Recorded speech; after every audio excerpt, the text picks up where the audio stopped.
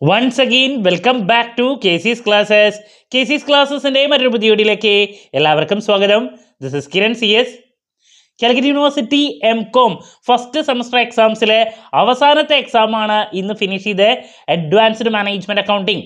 ഈ ഒരു സബ്ജക്റ്റിൻ്റെ important ക്വസ്റ്റ്യൻസിൻ്റെ video, then ഉറപ്പായും പ്രതീക്ഷിക്കുന്ന ഓരോ പാർട്ടിലുള്ള ചോദ്യങ്ങൾ, exam related live, last day examination tips, ഇതൊക്കെ ഞാൻ ചെയ്തിട്ടുണ്ടായിരുന്നതാണ്.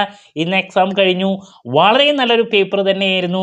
നമ്മൾ പ്രതീക്ഷിച്ച പോലെ തന്നെ ഇപ്പോൾ പാർട്ട് എയിലുള്ളതാണെങ്കിലും പാർട്ട് ബി, പാർട്ട് സി, 3 പാർട്ടിലുള്ള ചോദ്യങ്ങൾ നമ്മൾ പ്രതീക്ഷിച്ച് തന്നെ വന്നിട്ടുണ്ട്. കുട്ടികളൊക്കെ സാറ്റിസ്ഫൈഡ് ആണ് കേട്ടോ.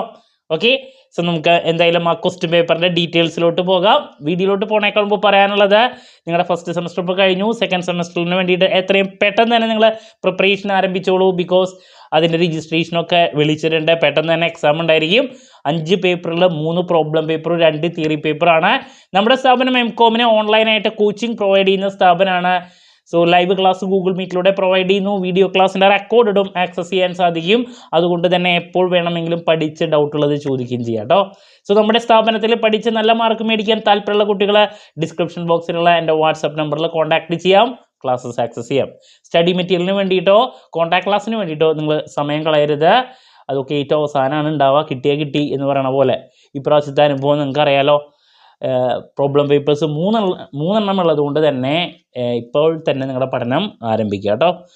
എന്തായാലും നമുക്ക് ക്വസ്റ്റ്യൻ പേപ്പറിൻ്റെ ഡീറ്റെയിൽസിലോട്ട് പോകാം. ഇതാണ് first semester M.Com degree examination November 2023 advanced management accounting part A. നോക്കിയേ, ഫസ്റ്റ് 7 ചോദ്യങ്ങൾ നമ്മൾ പ്രതീക്ഷിച്ച ചോദ്യങ്ങൾ തന്നെ. What are the characteristics of management accounting, എന്തായാലും നോക്കാൻ പറഞ്ഞൊരു ചോദ്യം.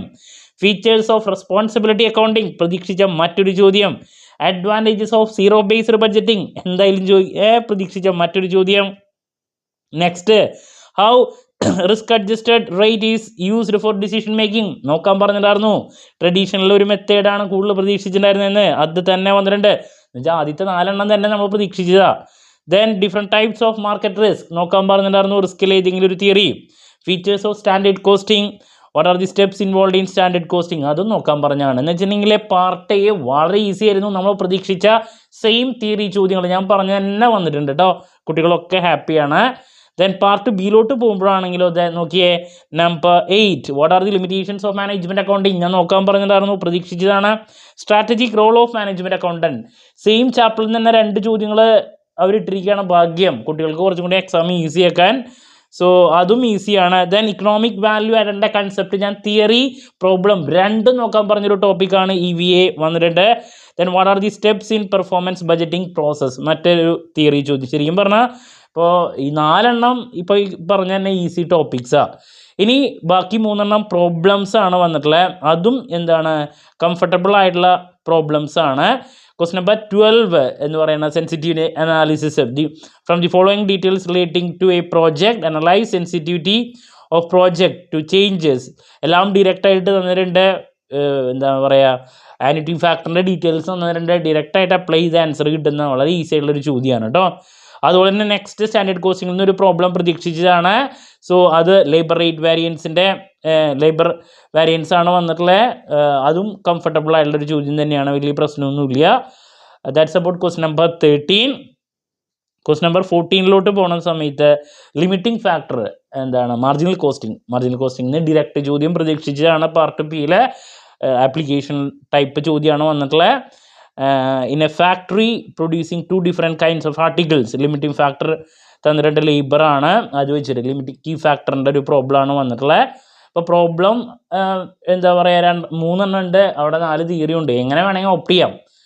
3 തിയറി ആദ്യത്തെ വളരെ ഈസിയാണ്. ഒരു പ്രോബ്ലം എടുത്തിട്ട് അങ്ങനെ 4 എഴുതാം, എങ്ങനെ വേണമെങ്കിൽ എഴുതാം. അപ്പോൾ അതുകൊണ്ട് തന്നെ നമുക്ക് പാർട്ട് ബി ബുദ്ധിമുട്ടെന്ന് പറയാൻ പറ്റില്ല. തിയറി ഈസി ആയിട്ടുള്ളുണ്ട്, പ്രോബ്ലം എന്താണ് പറയുക ഈസി ആയിട്ടുള്ളുണ്ട്. ഇനി എസ്സേയിലോട്ട് പോകുന്ന സമയത്ത് അവിടെയും നോ പ്രോബ്ലം. ഫസ്റ്റത്തെ തിയറി ഞാൻ എന്തായാലും പ്രതീക്ഷിച്ച theory essay, traditional techniques in performance മെഷർമെൻറ്റിൻ്റെ കാര്യങ്ങൾ എന്തായാലും ഞാൻ നോക്കാൻ പറഞ്ഞതാണ്. ഫിനാൻഷ്യലും ഉണ്ട്, നോൺ ഫിനാൻഷ്യലും ഉണ്ട് അല്ലേ. അപ്പോൾ അതിലെ ട്രഡീഷണൽ ടെക്നിക്സ് ആണ് ഇവിടെ എന്താ പറഞ്ഞിട്ടുള്ളത്, ചോദിച്ചിട്ടുള്ളത്. തിയറി ആയിട്ട് ഈസി ആയിട്ട് സ്കോർ ചെയ്യാൻ സാധിക്കും. Then question number 16 module number 3 ഇവിടെ ചോദിച്ചിട്ടുള്ളത് നെറ്റ് പ്രസൻറ്റ് വാല്യൂ കാൽക്കുലേറ്റ് ചെയ്യാൻ ഈസിയാണ്. അതുപോലെ തന്നെ സ്റ്റാൻഡേർഡ് ഡീവിയേഷനാണ്. The risk attached to project standard deviation of each probability distribution. Then ഏതാണ് റിസ്കി എന്നുള്ളത് പറയാം. അപ്പോൾ ചാപ്റ്റർ നമ്പർ 3 ഒരു എസ്സേ, നമ്മൾ പ്രതീക്ഷിച്ച എസ്സേ തന്നെയാണ്. പാർട്ട് സിയിലൊരു എസ്സേ ഉണ്ടാവും എന്നുള്ളത് പറഞ്ഞിരുന്നു. ബട്ട് അതിനേക്കാൾ എളുപ്പമുള്ളത് മാർജിനൽ കോസ്റ്റിംഗിലത്തെ ഒരു എസ്സേ ആണ്. Question number 18, selection of suitable sales mix. അതിനായിട്ട് മുമ്പ് നമുക്ക് പിന്നെ സ്റ്റാൻഡേർഡ് കോസ്റ്റിംഗിൽ നിന്ന് വന്നിട്ടുള്ളത് ഓവർ ഹെഡ് വാരിയൻസ് ആണ്. അതും കുഴപ്പമൊന്നുമില്ല, അതും ചെയ്യാം ഇക്വേഷൻസ് അറിയുന്ന ആൾക്കാർക്ക്. ദെൻ 18th എന്ന് പറയുന്നത് വളരെ ഈസി ചോദ്യമാണ്.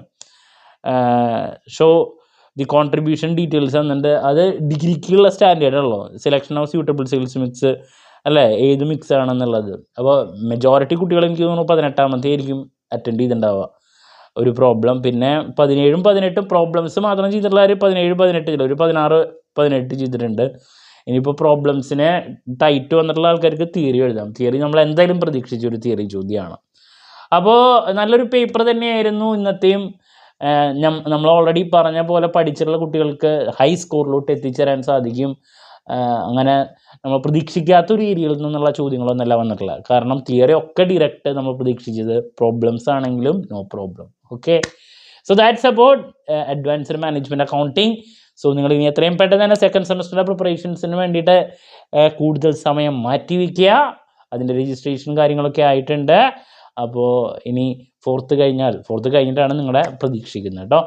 എന്ത് ഡൗട്ട് ഉണ്ടെങ്കിലും കമൻറ്റ് ചെയ്യുക. അതിനുള്ള മറുപടി ഞാൻ വീഡിയോസിലൂടെ നൽകുന്നതായിരിക്കും. വരും ദിവസങ്ങളിൽ സെക്കൻഡ് സെമസ്റ്റർ സബ്ജക്റ്റ് എന്താണ്, ഏതൊക്കെ എന്താണ് ബുക്കാണ് മേടിക്കേണ്ടത്, എങ്ങനെ പഠിക്കണം, അതിൻ്റെ സ്ട്രാറ്റജി റിലേറ്റ് ചെയ്തിട്ടുള്ള വീഡിയോസൊക്കെ നമ്മുടെ ചാനലിലൂടെ പ്രതീക്ഷിക്കാം. അതിന് വേണ്ടിയിട്ട് വെയിറ്റ് ചെയ്യാം. മറ്റൊരു വീഡിയോയുമായി വീണ്ടും കാണാമെന്നുള്ള പ്രതീക്ഷയോടെ നിർത്തുന്നു. This is Kiran CS signing off. Have a nice day. Thank U.